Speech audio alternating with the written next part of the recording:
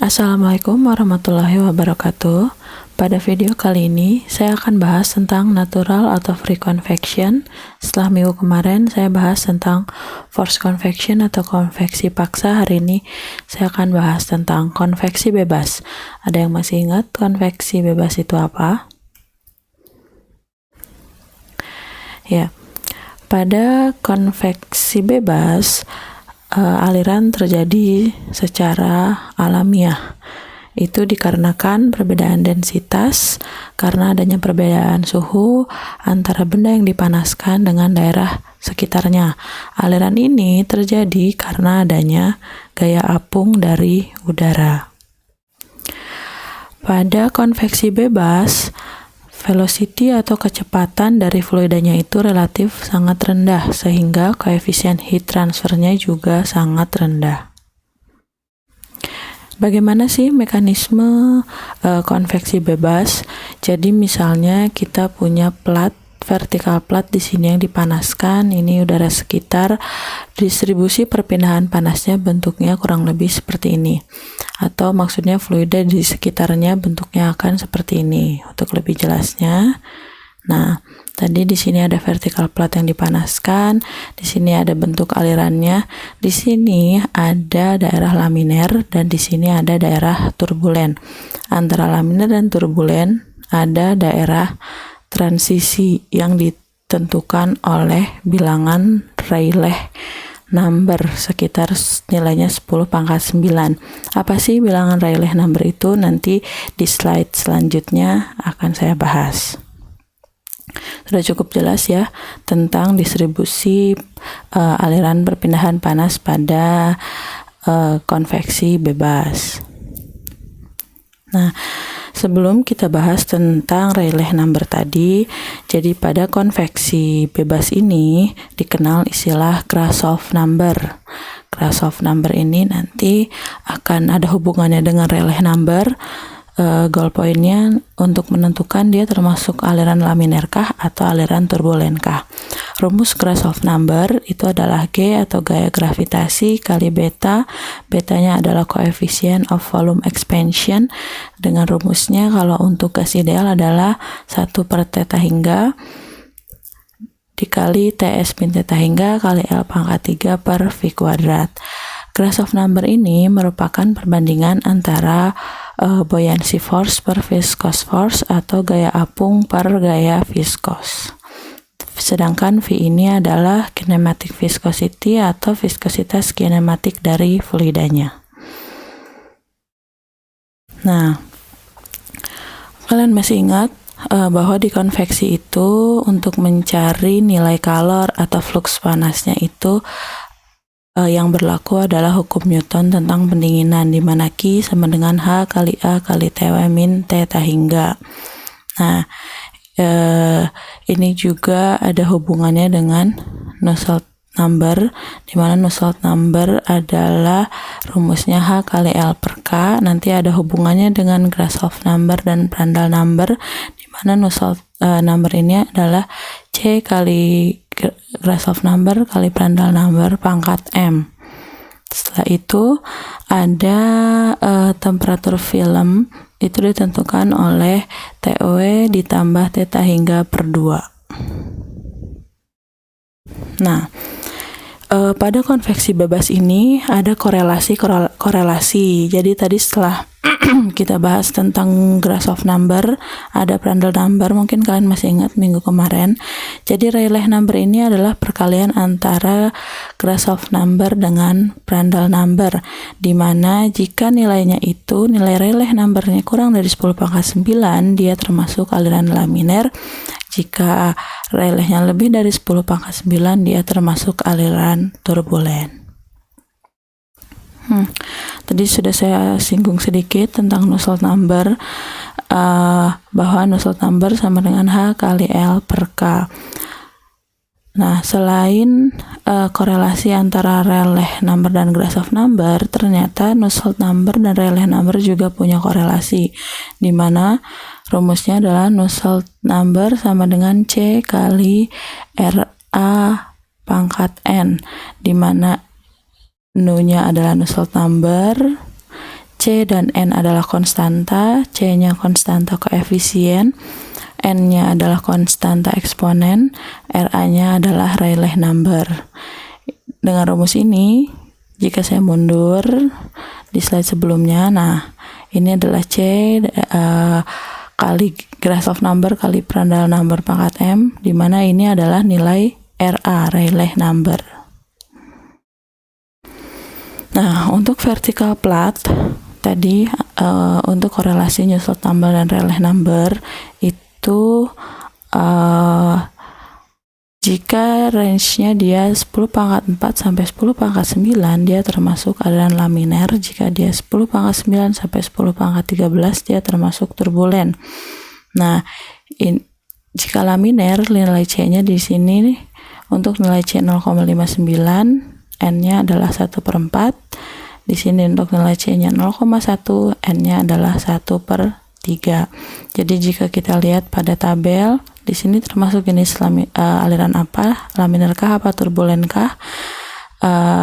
Range dari Rayleigh number-nya 10 pangkat 4 sampai 10 pangkat 9, di sini 10 pangkat 9 sampai 10 pangkat 13 dengan nilai C-nya 0,59, di sini C-nya 0,1, N-nya 1/4 dan ini 1/3.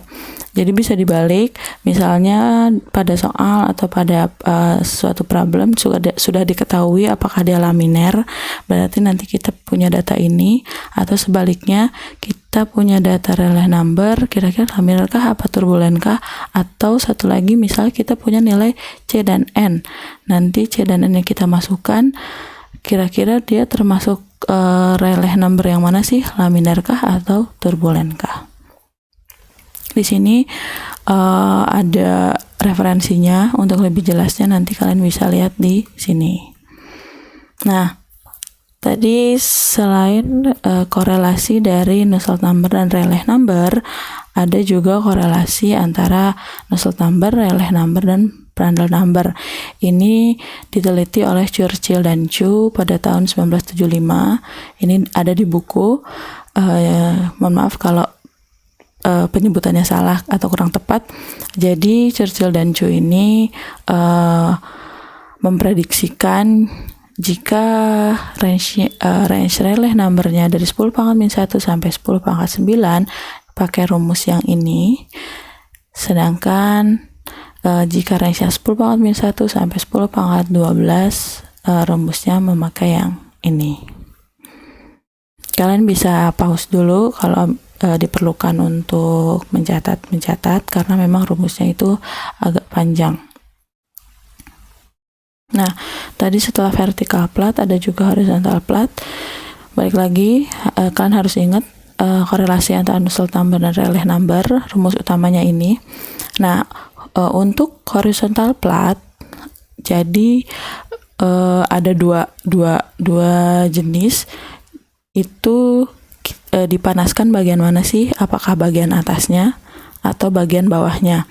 Untuk yang dipanaskan bagian atasnya, rumus Nusselt number, korelasi Nusselt number dan Rayleigh number-nya seperti ini, dengan range-nya 10 pangkat 4 sampai 10 pangkat 7, C-nya 0,54, N-nya 1/4. Satu lagi, pada range 10 pangkat 7 sampai 10 pangkat 11, C-nya 0,15, N-nya 1/3.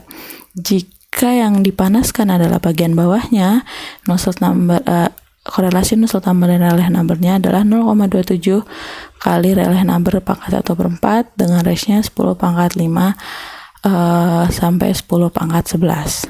Nah, saya ingatkan lagi, jangan lupa bahwa rumus Nusselt number sama dengan H kali L per K, di mana Q atau nilai flux panas atau calor pada konveksi ini berlaku hukum Newton tentang pendinginan, di mana Q sama dengan H kali A TW min T T hingga. Nah, jika untuk silinder di sini nilai C dan N-nya di sini 0,53 pangkat 1/4, range-nya 10 pangkat 4 sampai 10 pangkat 9.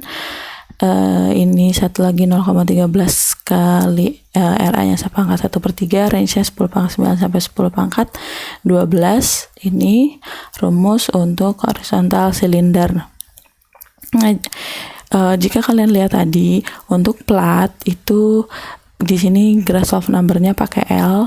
Jika kalian masih ingat, karena dia plat berhubungannya sama panjang, jadi kita tulisnya L. Sedangkan silinder atau nanti bola itu biasanya berhubungan sama diameter, jadi kita tulisnya D. Jadi di sini juga bukan L, tapi rumusnya di sini adalah D. Satu lagi ada bola, nilai konveksi bebas bola. Rumusnya ini di mana Nusselt numbernya sama dengan 2 tambah 0,392 Grashof number pangkat 1/4. Itu untuk range Grashof numbernya 1 sampai 10 pangkat 5. Ini ada juga Nusselt number sama 2 tambah 0,43 Rayleigh number pangkat 1/4. Atau satu lagi Nusselt number sama dengan 2 tambah C kali Rayleigh number pangkat 1/4, range-nya 3 kali 10 pangkat 5 sampai 8 kali 10 pangkat 8. Kalian masih ingat kan bahwa GR atau Grashof number kali Prandtl number ini adalah RA, jadi kita bisa ubah ini juga jadi RA. Rumus-rumus ini saya dapatkan dari buku Gaskell yang tadi sudah saya tulis sebelumnya. Untuk lebih detailnya tentang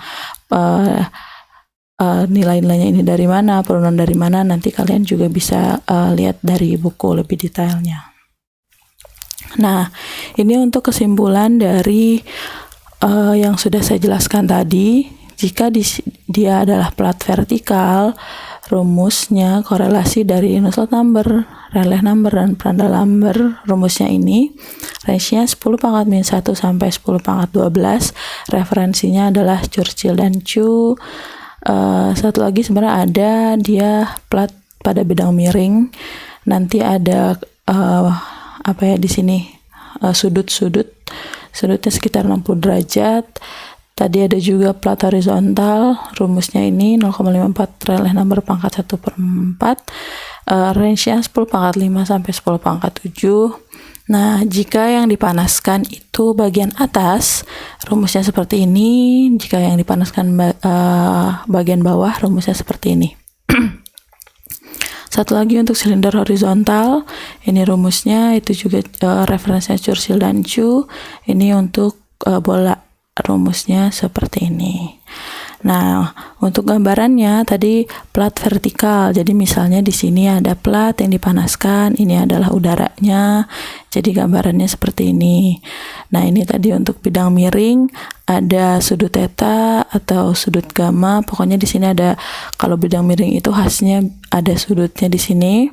Nah, untuk horizontal plat itu ada 2 macam.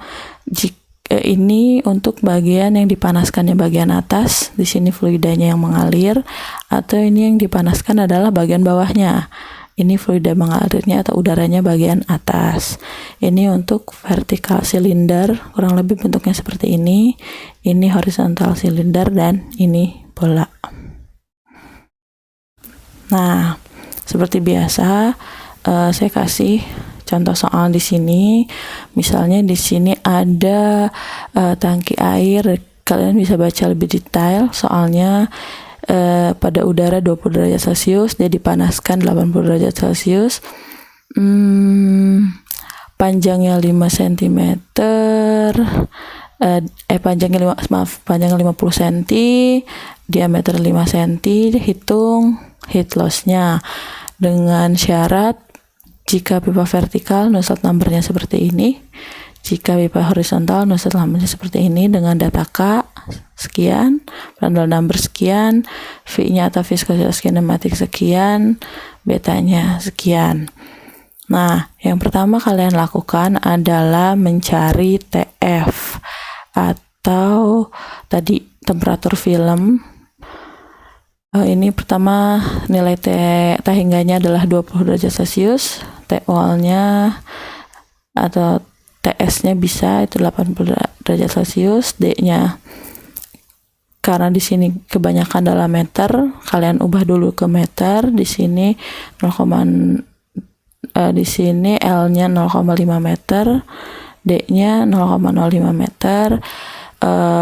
Di sini theta juga tadi kan bahwa rumus Grashof number adalah gravitasi kali beta kali TW min theta hingga kali L pangkat 3 per V kuadrat. Nah, di referensi lain biasa TW min theta hingga ini bisa diubah menjadi theta. Nah, ini untuk rumusnya,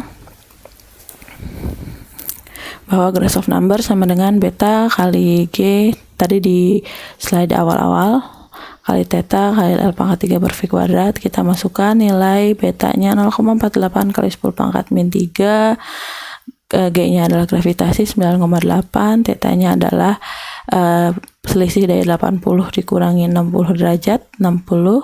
L pangkat 3-nya adalah panjang, tadi 0,5 pangkat 3 dibagi V-nya adalah 0,5675 kali 10 pangkat min 7 kuadrat. Itu Grashof number-nya hasilnya ini. Terus kita cari nilai Rayleigh number, di mana Rayleigh number adalah Grashof number kali Prandtl number. Tadi Grashof number-nya nilainya segini, Prandtl number-nya kita masukkan yang 3,68. Nah, dapat nilainya adalah 4,035 kali 10 pangkat 13. Nah, jika pipanya misalnya untuk yang pipa vertikal, kita pakai rumus yang Nusselt number sama dengan 0,13 Rayleigh pangkat 1 per 3.